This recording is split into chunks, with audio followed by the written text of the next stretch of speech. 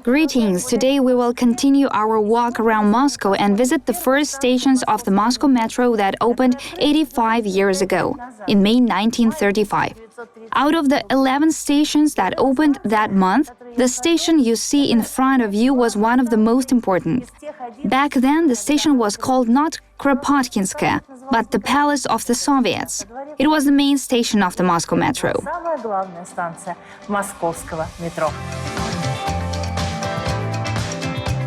The Moscow Metro was built as a part of the Moscow Reconstruction and Development Plan adopted in 1935. This is the first subway that was built as an underground palace because it was intended as a palace for the ordinary people. This was the result of the Peace to the Shacks, War on the Palaces ideology of that time, when the palaces for the people were supposed to be accessible to everyone. Now called Kropotkinskaya, the Palace of the Soviet Station was conceived as the lobby of the USSR's grandiose 300-meter building. The station's central decorative elements are its columns, which like trees sprout from the platform and bloom under the vaults of the ceiling.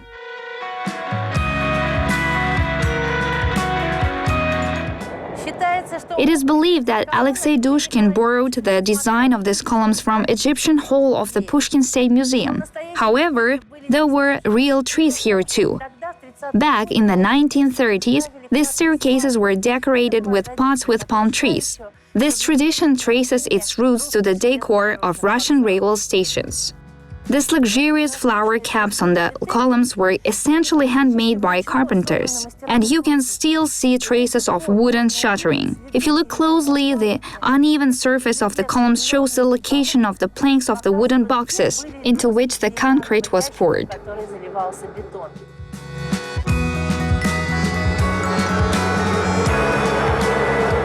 The station's original walls were lined with milky white tiles. The marble wall appeared later in the 1960s, along with the granite floor. The original floor was made from asphalt. At the end and the beginning of the station, there are two pairs of columns of a different shape. The rest of the columns are faceted, and these are rectangular. This is because they support the technical structure called the expansion joint.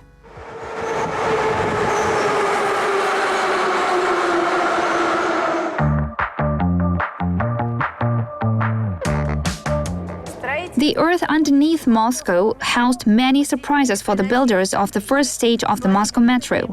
The clay layers were mixed with small rocks and sand, saturated with water. Because of this, the builders initially failed to implement the original project at several stages. The stations were supposed to have 3 halls, with a central hall for distributing the passengers. People entered through small entrance halls at the front of the station, and here was soil and only tunnel walls. The station was designed by Nikolai Koly. However, the most interesting part of its history dates back to World War II. This was where the bunker of the General Staff was located. The General Staff itself was located on what is now Masnitskaya Street. Back then, it was called Kirov Street. Today, hundreds, if not thousands of people come through here every day, but during the war, this small room served as the main office of the General Staff. The General Staff offices were also located in this small space under the arch. Interestingly, this arch has survived since the 1930s, and the other passages of the station were built in the 1960s, when technology made it possible to expand the station's central hall and complete it according to the plans conceived by Nikolai Koly.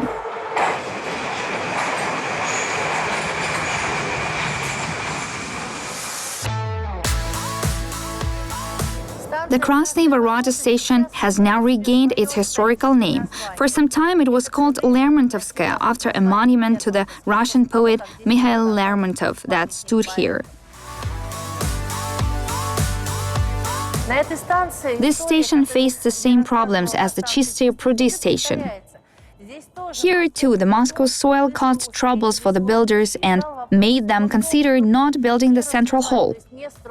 Viktor Gatsaridze, the head of mine construction and later the chief engineer of the Tbilisi Metro, assumed responsibility for bringing to life the plan conceived by Ivan Fomin.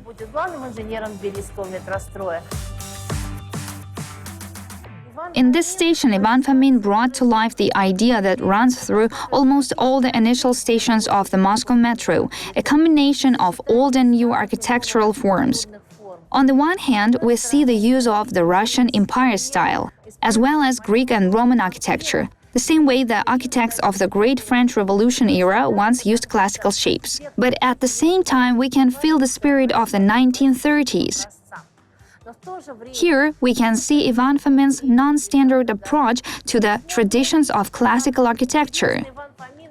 The covered ceiling creates the feeling of air and volume. Covers are usually square, just as they have been since the days of Rome.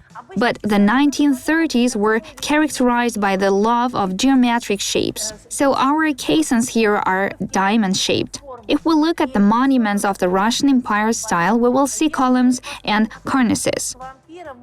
These elements can also be found at the station, but they look more modest and graphic. And of course, these poles, which only hint at columns. They are light and red. According to the original concept, there should have been no walls between them. The walls were added because of the extremely complex soil composition.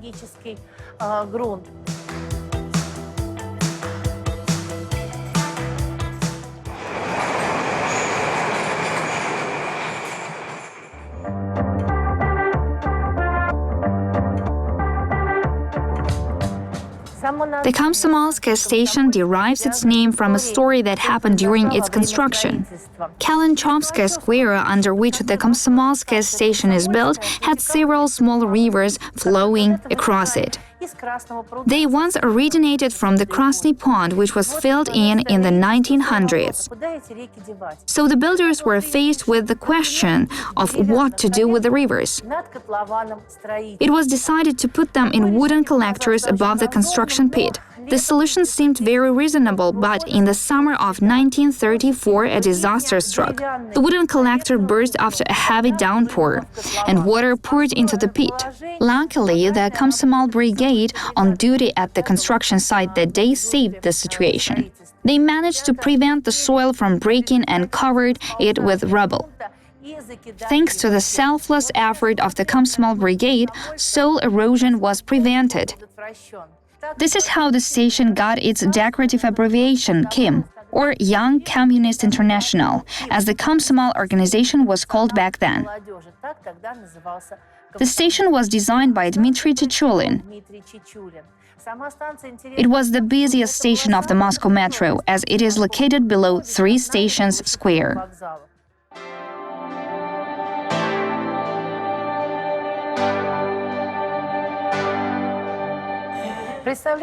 Can you imagine how much traffic this station saw when people came here from Moscow suburbs, mainly on trains? So a special system was created to manage the passenger traffic. Passengers entered the station through the stairs at the beginning and end of the station. But they could exit the platform only through the balconies and the stairs in the middle. The system was borrowed from the London Underground. Such passages were used to separate passenger traffic at almost all stations of the first stage of the Moscow Metro. The station still has several historical telephone booths from the times when there were no cellular phones.